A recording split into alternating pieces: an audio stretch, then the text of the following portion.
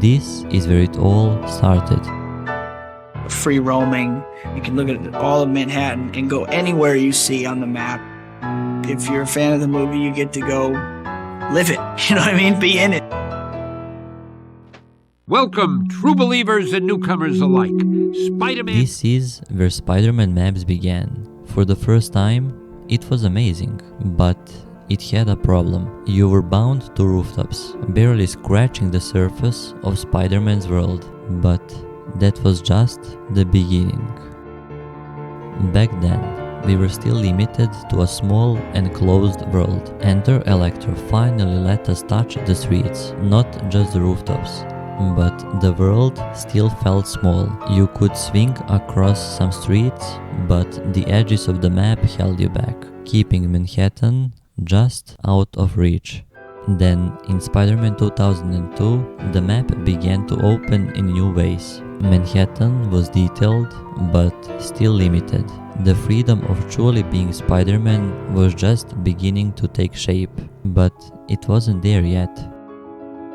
Until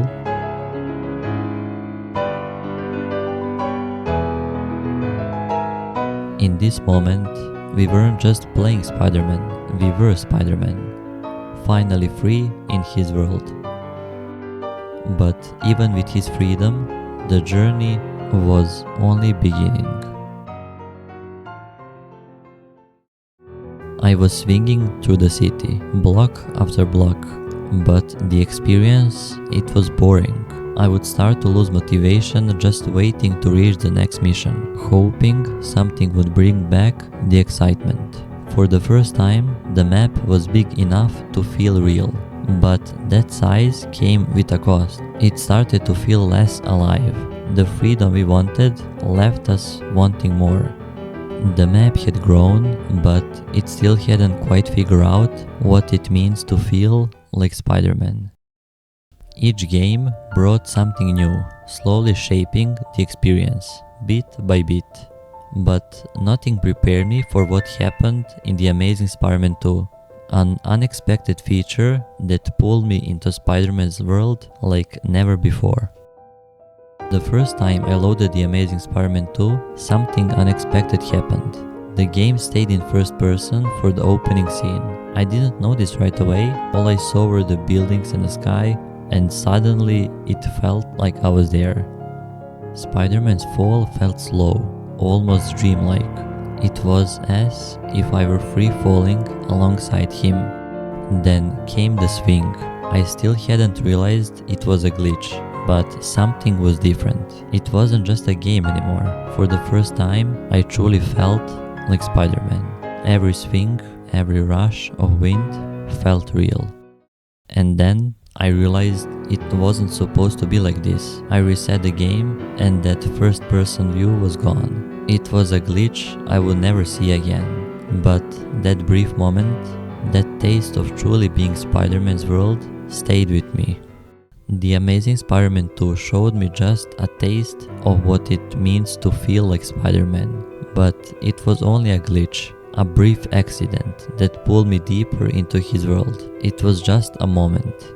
But as technology improved, so did the world of Spider-Man games. Game designers began crafting maps that didn't just look real, they felt real. After that taste of what it might be like to see the world through Spider-Man's eyes, a feeling stayed with me, a kind of emptiness. I would have that brief look into true immersion, but it was gone just as quickly as it came. All I wanted was that feeling back, a way to really be Spider-Man, to see his world as he did. And for years, it felt just out of reach, a dream I couldn't quite grab. Then, years later, fans took matter into their own hands. They created mods, alternative views, and finally, first-person mode. It wasn't official, but it was real. And for the first time, since that glitch in The Amazing Spider-Man 2, I could look through Spider-Man's eyes again.